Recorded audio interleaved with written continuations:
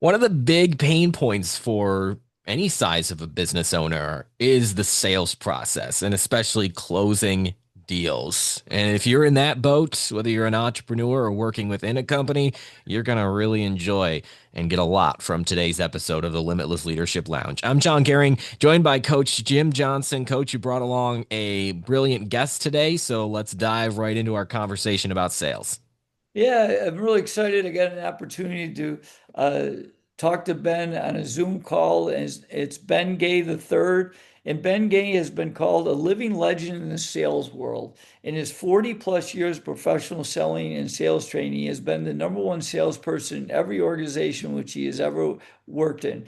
And he's a powerful speaker, sales trainer, and author to boot. Having started his first business at 14, by age 25, he's the president and CEO of then the world's largest direct sales MLM network marketing company. And he was personally trained by some sales legends such as J. Douglas Edwards, Dr. Napoleon Hill from the Think and Grow Rich, Earl Nightingale from Nightingale Conan, William Penn Patrick, Zig Ziglar, Merle Frazier, Fred Herman, and James R. Rucker, and many other sales giants. Now, one of the most famous and popular, powerful sales trainers in the world, Ben accepts and conducts in just 24 live the closer sales training seminars a year, and writes and publishes and produces the closer series of books, which I actually read. The closers one, it was very well done, and I've got another one to go. And he also does videos, newsletters, teletrainings, and a series that is considered the foundation of professional selling. He was the founder and is the current executive director of the National Association of Professional Salespeople.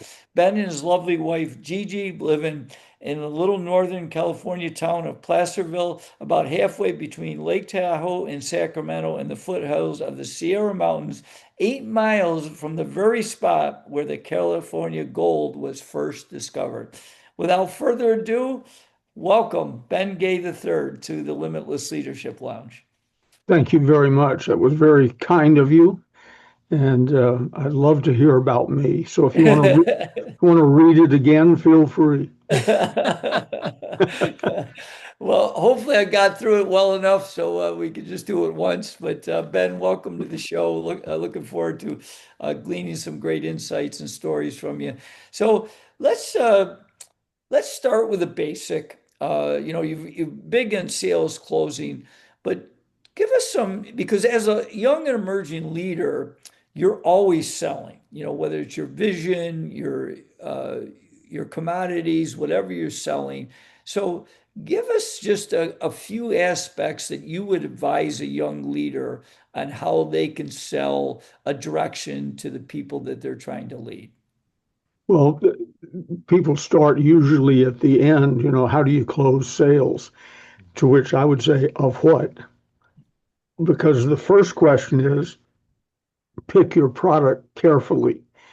Uh, People that I know that are successful in selling, whether they know it or not, followed some basic rules. First of all, they picked a quality product that was competitively priced, and they spent their days talking to people qualified to buy it. And then we can get into they learned how to present it and so on. But I was doing a sales training seminar one time for a bunch of auto dealers, mixed products, mixed brands, etc. And many of your viewers may not be old enough to remember that there was a car sold in the United States for a while, maybe it still is, called the Yugo. And Mm. its claim to fame was it was the cheapest car you could buy in America, new car. And that was true. There were a couple of reasons for that. It was a rolling piece of trash. For you open the door to get in, the door handle might come off in your hand. The odds of it starting were remote. So anyway, I'll never forget the visual picture. I'm up in front of, I'm guessing, 400 or 500 people. To my left, in a little clump on the first and second and third rows, are 10 or 12 people that look like maybe they were in the wrong room. They were, nobody was in tuxedos, but this crowd looked like they just crawled out from under a truck. And this guy raises his hand. He says, "Mr. Gay, Can you teach us how to sell more? And I said, well, that's sort of the point of the seminar. So, yes, probably. The problem is, what are you selling? And he said, and they all nodded, Yugos. The salesman for the Yugos looked as bad as the car did. So I said, well, I've got some great news for you. I can double, quadruple your sales almost immediately. Get out your pad and paper. And they did. I said, when this seminar is over, take notes here, but when this seminar is over, go back to the dealership, clean out your desks, and go to a dealership that is selling a quality product that's competitively priced and spend your days talking to qualified people. And I said, for you, that's going to be easy because any car is more quality than what you're selling. So you could throw a dart at a yellow page book and come up with Ford, Chevrolet, Rolls Royce, Lexus, whatever was the cars of the day. Doesn't make any difference. Your problem is don't talk about you were a Yugo car salesperson because they will throw you off of the lot. Get cleaned up and come in as someone who's always wanted to sell cars and then take their training, which sort of accidentally brings me to another training point. When you get with whatever company, product, et cetera, you're with, find out who the number one ethical salesperson is in that group. And as close as you can, based on your personality, in the beginning, do exactly what they're doing. There's a reason they are number one. And that will involve lots of things. Product knowledge is important, but it's never been more than 10 or 15%, unless you're selling high-tech medical equipment, perhaps. But learn the product, but don't get all caught up in that. That isn't the issue. And the issue is selling. And you go, okay, sell the product. No, learn how to sell yourself. Every sales situation I'm in, first I sell myself. And that comes quickly, frequently. Sometimes sales are made or lost in the first 10 to 15 seconds when they look at you and compare you with their little computer-like brains to everybody they've ever met in their lives. How you look, how you walk, how you talk, how you dress, etc. It can literally be that quick. I coined a term 50 some odd years ago. People like to buy from people they know, like, trust, and with whom they feel safe. If you can accomplish that, and people say, well, he could sell iced Eskimos. I could, I guess, but I wouldn't. That's the issue. I wouldn't. I could sell just about anybody to just about anybody, just about any product or service. Perhaps that's true, but I wouldn't. I want them to buy me, then find out about my product knowledge about the product, and then I present that product or service in the best possible way. Everybody sit down. Scripting. I know, and people go, I don't like scripts. They sound canned. I said, have you ever been to the movies? Are you aware that everything you see on the screen, everything, including the eyebrow raise, is scripted and planned and rehearsed? Do you watch television? 100% scripted. And on the rare occasions when they go off script, that makes the news because something bizarre has happened. The Wall Street Journal has a letter that they've sent out for years. Almost everybody watching this, listening, has probably received it. I'm paraphrasing. 25 years ago, on a bright spring day, two people graduated from college.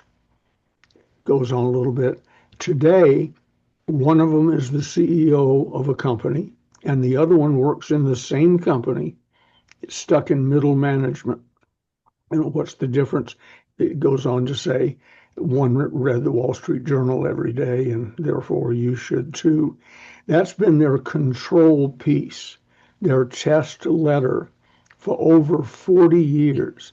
And Wow. they mail out other letters to test to beat it. And someday, if they ever beat it, that'll become their control piece. Right. But for now, it's the best one ever done. So they don't, probably the best direct mail letter ever written in any industry, Wall Street Journal just being among them. So I figure out what's the best way to describe the product or service I'm selling. If there's somebody who's number one who's already doing it, then I find out what he or she is saying and I memorize it. And when I'm talking to you, you won't know I'm scripted. Here's an example. Everything I've said this morning to the two of you and our viewers and listeners is something I have said before, word for word. I don't go, oh, the Wall Street Journal has a letter. I forget what it said, but it was pretty good. And so on. I describe the Wall Street Journal letter word for word the same way every time because I've learned it, I've tested it, I've made little adjustments in the way I present it. You were nice enough to hold up a copy of the Closers Part One.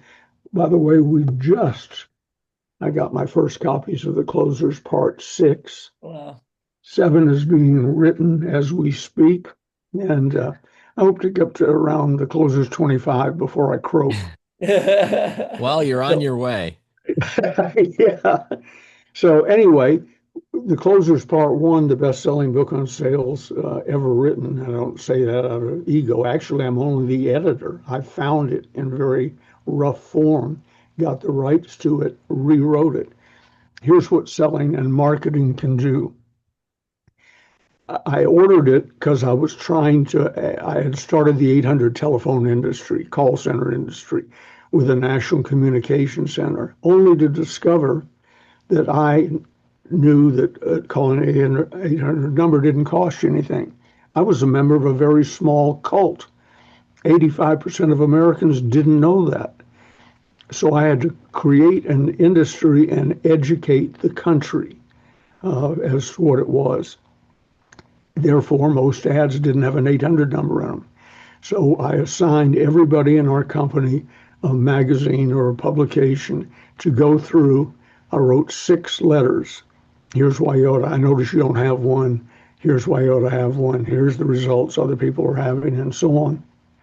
And we'd clip out your ad if it didn't have an 800 number in it, send you letter number 1 from the National Communication Center, beginning the explanation of why you ought to have one. I had the Wall Street Journal. So I'm sitting there with my little pen knife going through the want ads, looking for bigger companies who are running smaller ads to start the letter series to them.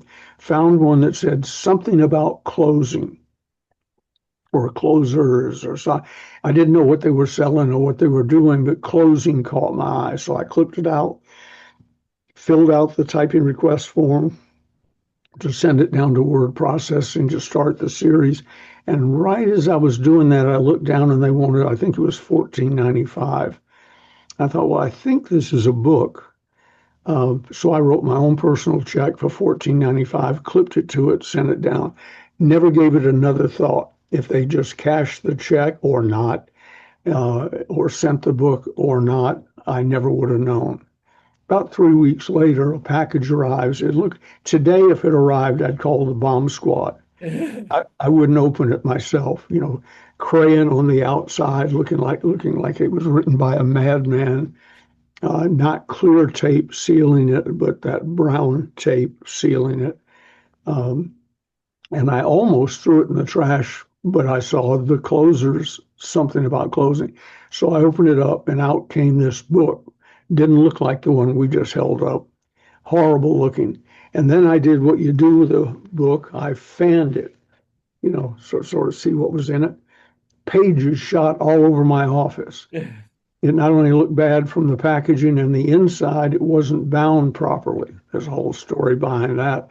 They broke into a printing company where one of them worked. There were 3 involved in the business. And at night, when the owner wasn't there, the one who had worked there took what little knowledge he had and they printed and bound the books. And he didn't have any knowledge.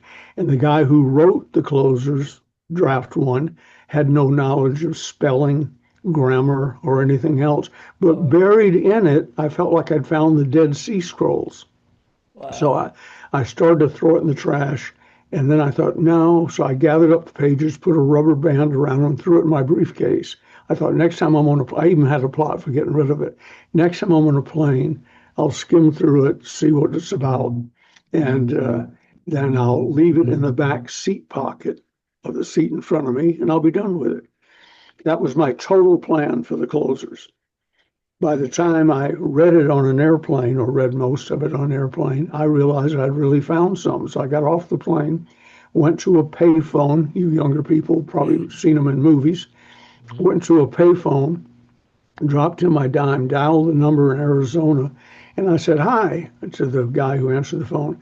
I just read the closers. And he said, Mr. Gay, how are you? And I said, I didn't give you my name. This was before caller ID and all that. I'm in a payphone. He said, well, we printed 500 copies of the book. We ran one ad one day in the Wall Street Journal. We sold one book. So if you've read the closers, your name is Ben Gay and you live in Placerville, California. That's amazing. I'm interested in rewriting it, sales, marketing, doing better, and so on. He said, well, we're interested. And I said, how many do you have now? Because I can hand these out to friends in their current form to get their opinions. I said, how many do you have now? He said, like I said, we printed 500. We sold one. I don't have to go count them. 499. I said, I'll take them. He gave me some sort of deal. He wanted out. I took the book, rewrote it. Remember, they sold one, wrote better advertising following the Joe Carbo, Joe Sugarman plan, lots of copy, tell a story. And it started selling out.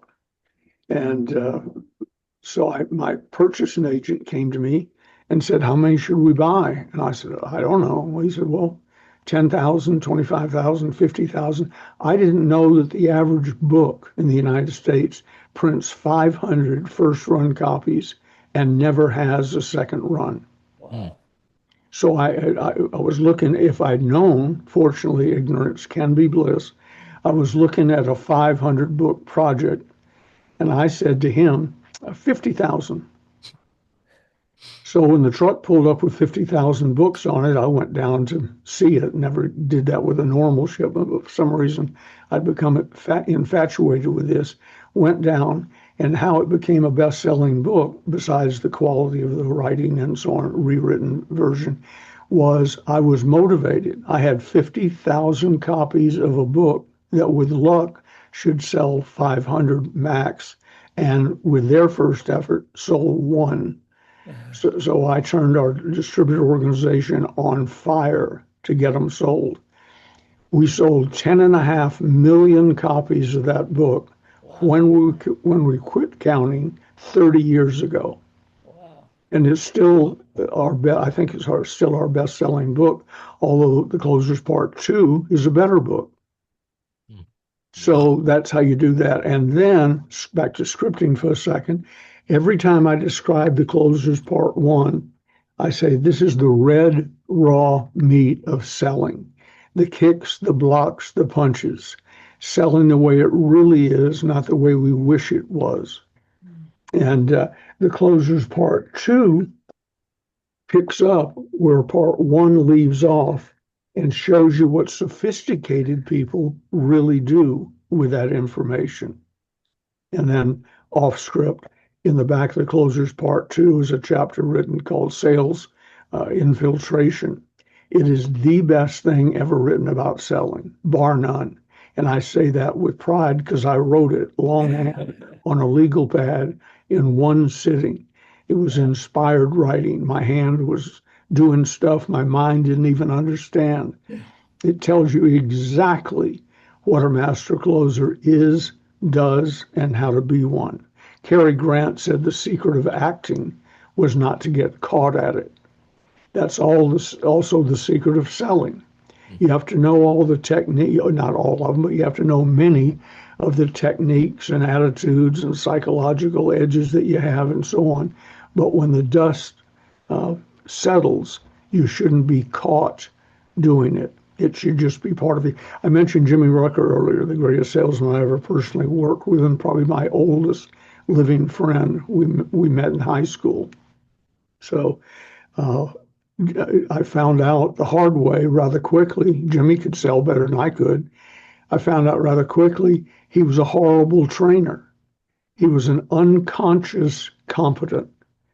I would work my tail off and hold my own, but I don't think I ever beat him in anything, any significant thing, and learned the scripts and the this and the that. And Jimmy just wandering in the room. He reminded me of that old cereal commercial with Sugar Bear in it. Can't I get enough of that sugar, Chris? Sort of just loping along. And he'd come wandering into a room. And I used to tell people, if Jimmy addresses you, hi, my name is Jimmy Rucker, get out your checkbook because the game is over. So I'd say on a Saturday morning sales training, Jimmy, come up front and tell them what you're doing. And he says, well, I don't really know what I'm doing. I just like my products. And so if you want to sell like I do, just watch me and do that. That was his training. Wow. You need a little, it was true, but you needed a little more structure. So in that chapter called Sales Infiltration, page 257 of the Closers, part two, I did, I think, a very good job of explaining what Jimmy Rucker and all the great sales infiltrators I've ever worked with actually do. And you asked me a short question, but I'm a Southerner. So there's the 30-minute answer to that.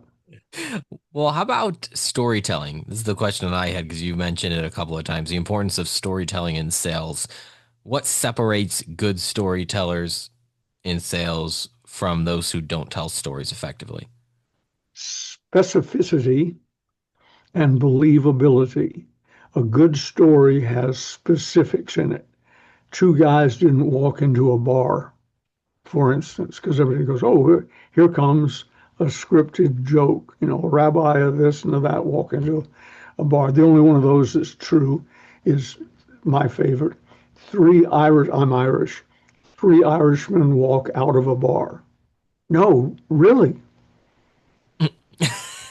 They no, they wanted to. It's happened, at 2 or 3 in the morning. I don't believe it. But you need specificity. Give you a great story. My father used to, and I do, love shaggy dog stories, long stories with unexpected endings. And he used to tell one about a buffalo herd and their leader. And the buffalo herd was getting restless because they hadn't had a stampede in a long time. And so one of them was nominated to go up on the hill and talk to the leader. And they said, sir, we need a stampede. He says, all right, line everybody up. Tell me when you're ready. So they line up. They wave at him. He saunters down the hill, starts off, and they have a 2,000 buffalo stampede going. And back in the herd, they're nodding at each other. This is a great stampede. And all of a sudden, the leader stops, and buffalo heads meet buffalo rear ends, and they're knocked out all over the prairie. And a half an hour later, when they wake up, they look up on the hill. There's the leader sitting there with a straw in his mouth and looking down over him. And I said, what happened? I don't know. Somebody got nominated to go up and ask him. So they go up and they ask him, and we had a great stampede going. What went wrong? He said, I thought I heard a discouraging word.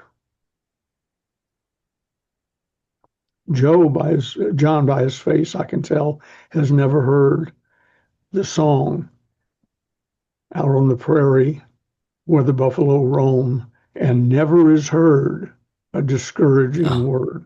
Mm. So, two things. Tell shaggy dog stories if you know any, if you don't learn some. And two, gauge the age of your audience.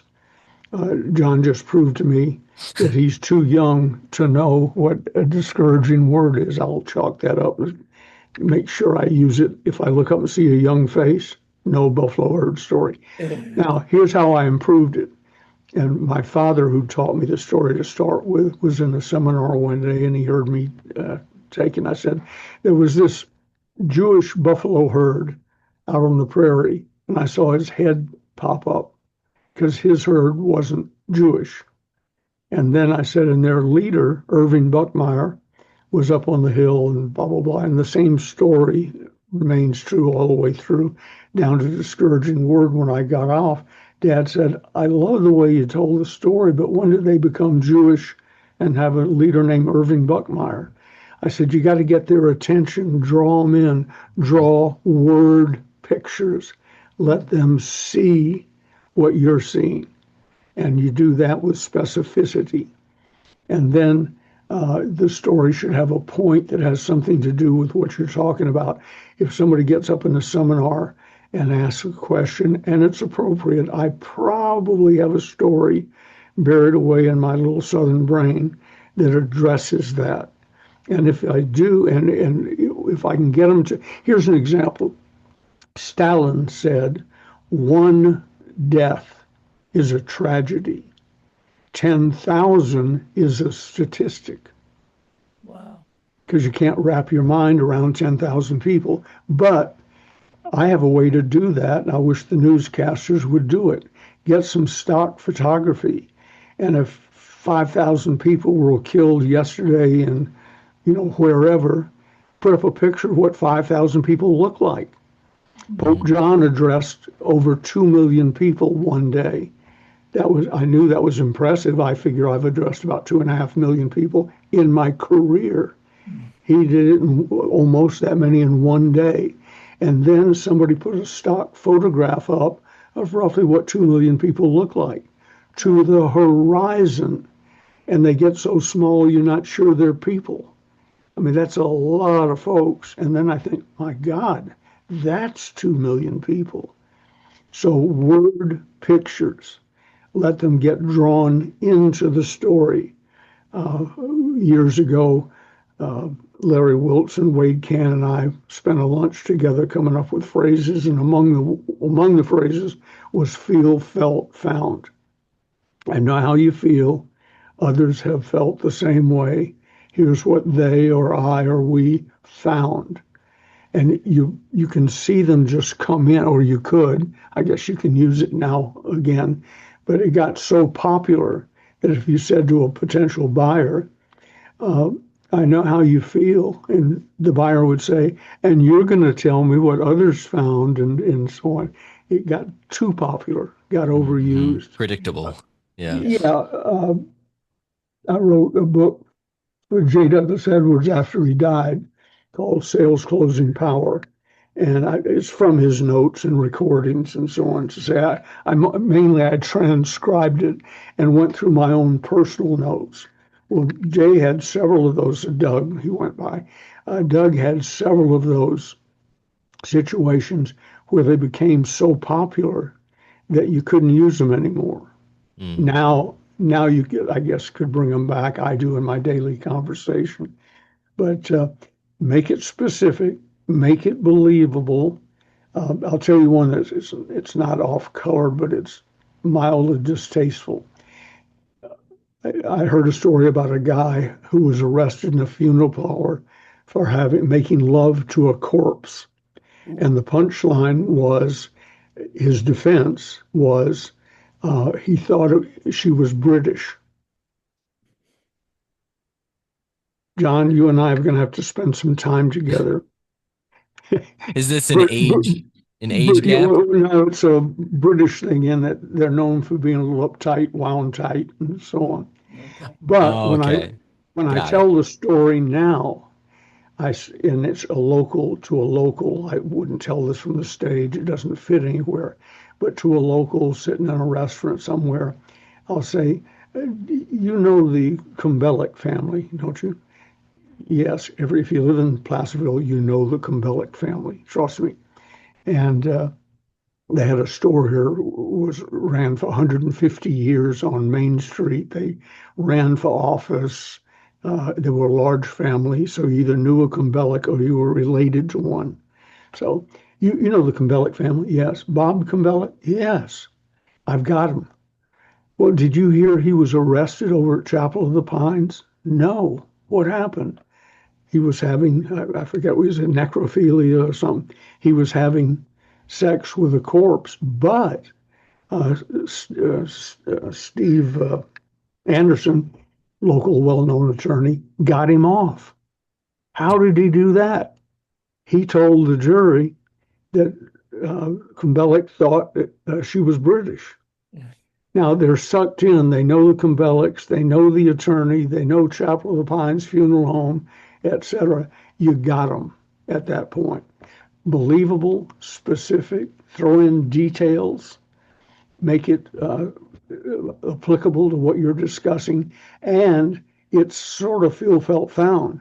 This story reminds you that other people have been in your exact situation, and here's the action, thanks to Dr. Napoleon Hill, here's the action they took to get out of it. So you're sort of telling him. And in the closers part 1 and 2, I've never counted them, but there's probably 200 closes, specific closes.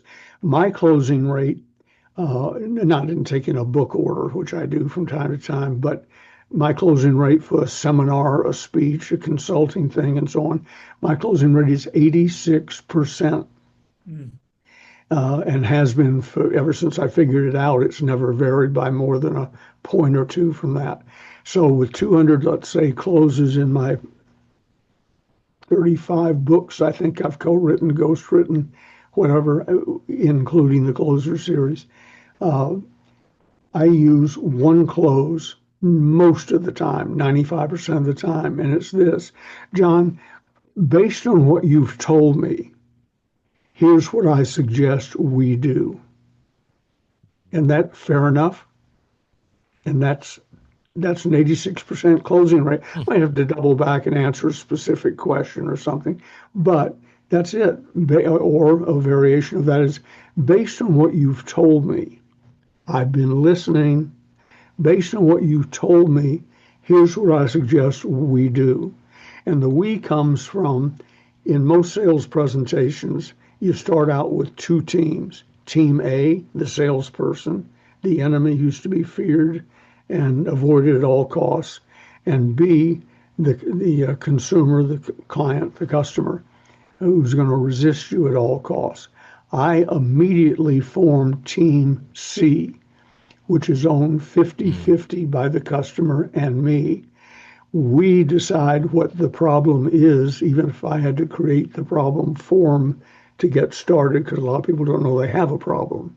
But we've agreed on the problem, and then we, Team C, as a team, solve the problem, which gives me the license to say, based on what you've told me, here's what I suggest we do. Fair enough?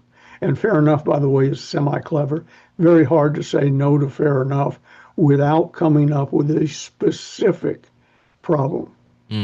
Usually I say that's fair enough, but I still have this question. That's great. That's what I was after. I want to answer all of your questions, but I can't answer them if I don't know what they are. Yeah, that's a good point. Well, Ben, I got to ask you this. Obviously, Napoleon Hill was the author of Think and Grow Rich, one of the bestsellers of all time. What did you learn? Could you zero in on one or two things you learned from Napoleon Hill? Action. One, and we say learn from him for our listeners and viewers. Dr. Napoleon Hill worked for me the last 2.5 years of his life. He was given to me as a gift. My boss, William Penpatrick, hired him, paid him $50,000 for a year's work to be my, we didn't use the term mentor, but mentor, coach, friend. He hired me a grandfather. I was 25 the day we met. He was 84. Wow. So a great grandfather, I guess, probably biologically. I'll tell you one of the first lessons where it just pops out in my head. Lesson. He had a chair at the end of my desk was a big conference table. To my left was the Napoleon Hill chair. No one ever sat in it. If he was in town, they would look at it with reverence. That's where he stayed. And up at the house, we had the Dr. Napoleon Hill bedroom. No one ever slept in that except Dr. Hill. He'd leave notes out on the table and not see them for weeks till he came back. And he'd come out and he said, "They're not touched." I said, "We don't go in there. That's your room." So anyway, he's sitting in a meeting one day we were having on creating a men's cosmetic line to go with the Holiday Magic women's cosmetic line. And that was very daring in its day. And we were naming it and doing rough designs on the packaging and so on. We had that meeting usually on a Thursday. Dr. Hill goes away. He's gone for several Thursdays, comes back, walks in. There's the same suspects having the same meeting. And he sits down with his legal pad and begins listening. And I could tell on his face, pardon me, what he was thinking was, this is the meeting I left weeks ago. They're still discussing the same thing. And it was fear, uncertainty. If anybody said, if the production guy said, well, I've got a problem, that was enough to bring everything to a halt because we weren't sure we should be doing it anyway. And the Dorothy von Berldingen was on the board. She was in every meeting, and she was against everything because she's an attorney. So, if I wanted some other way out of the meeting, I could always count on Dorothy. She would say something to throw cold water on it. So anyway, Dr. Hill and I had an agreement. He made it. I didn't have anything to do with it. He said, I will never criticize you or ask a question of you with a negative tone to it in front of other people. We'll always do that separately. I said, okay.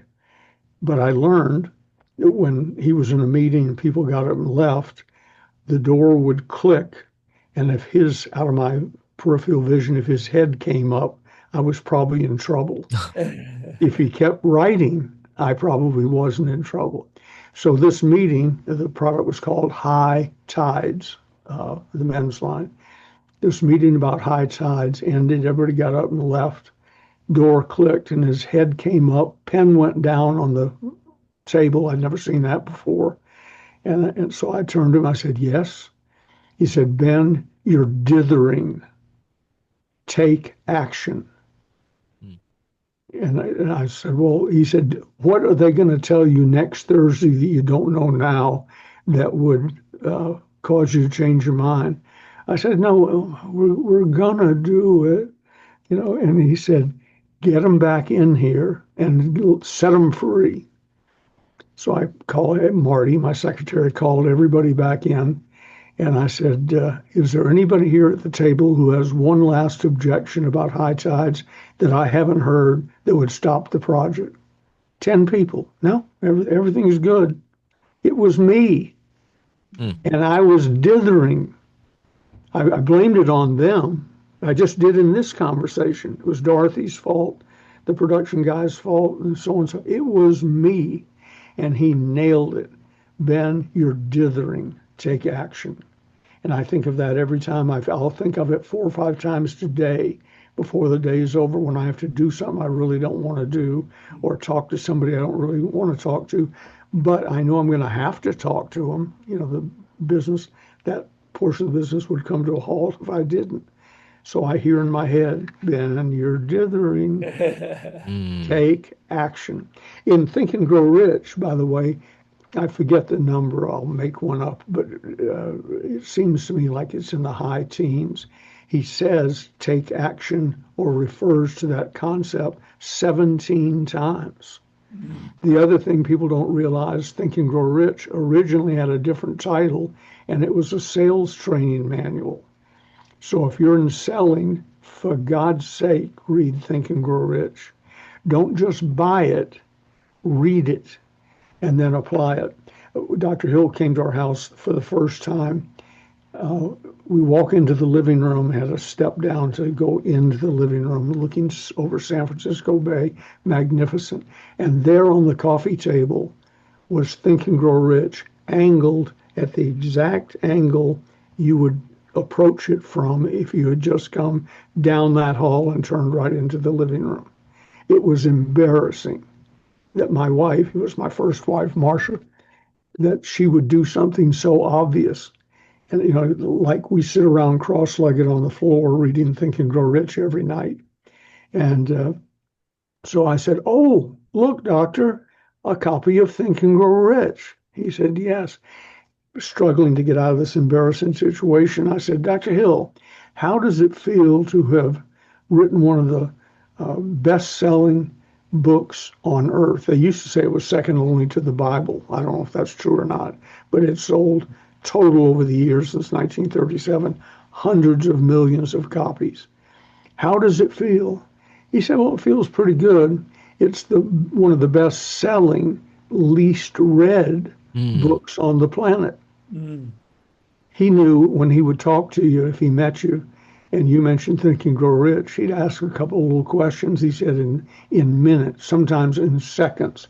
I know that they've never read the book, and I find it out. A friend of mine bought me this copy of Think and Grow Rich. She got it at a garage sale for 50 cents, I think she said, but she said, I knew you'd want it because it's signed by Dr. Hill. Wow. What's interesting about it is, notice I didn't fan through the pages. It's to Mrs. Grace Dixon with best wishes, Napoleon Hill. The reason I don't fan through it is I don't want to be the one to break the binding for the first time. Front cover, bright red, 75 years later. Back cover, bright red, 75 years later. Hmm. Spine bleached out. I've been in this business long enough to know what happened. She heard Dr. Hill was coming to town. She bought a ticket, whatever, got into the meeting. He was selling books from the front of the room. She got in line to get it autographed. He autographed it. She brought it home and stuck it in her bookcase. And she could tell people, I met Dr. Napoleon Hill. I have his book. She had it, but Mrs. Grace Dixon never opened it. Wow. When I opened it, just the cover, because Sandra told me it had been signed. That's Dr. Hill opened it to sign it. I opened it to read it 75 years later. Other than that, never touched, never used. She Wow. didn't benefit from it.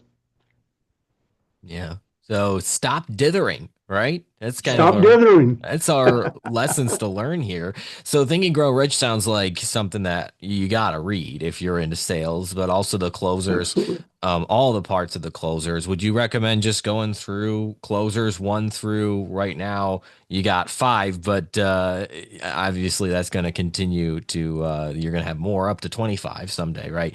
And then how do we get our hands on these books? Well, the best way to do it, get them all at the website if you wish, and you're going to read them. If not, it's a waste of money. At least get the closers parts one and two. That'll give you the traction because they're general books applicable to anybody in selling. And then three, four, five, uh, now six, and seven, which is about finished, are more specific. Take all the lessons in the closers, and here's how you apply it in the real estate business. Here's how you apply it in podcasting and so on. So at least get part one and two, and you get that by going to stores, like a department store, stores.ebay.com/, and this is all one word, I'll spell it for you, Ronzoni Books, RONZONEBOOKS.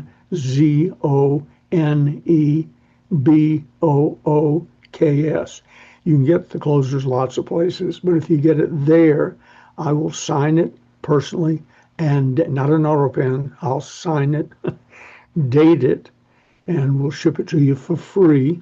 The shipping is free, and it comes with an unconditional lifetime, no questions asked guarantee. So if you want to keep it for 25 years and when you retire from selling, return it, it's in uh, my instructions after I'm gone. They're to give you your money back. Get it at a garage sale. I hope you enjoy it. You're on your own. You got it. Yep. Yeah. But if you go to that site, which is linked down in the show notes, you can get that lifetime guarantee and I promise you'll benefit from it. As Coach I know has read the closers part one. So Ben, thank you for all the stories, for the fun insights. Definitely a lot of good takeaways for when it comes to selling for young and emerging leaders just starting off their business. You and your Napoleon Hill stories as well were a lot of fun to listen to. So thank you so much for coming on today. Thank you, Bless you. Ben. I appreciate it.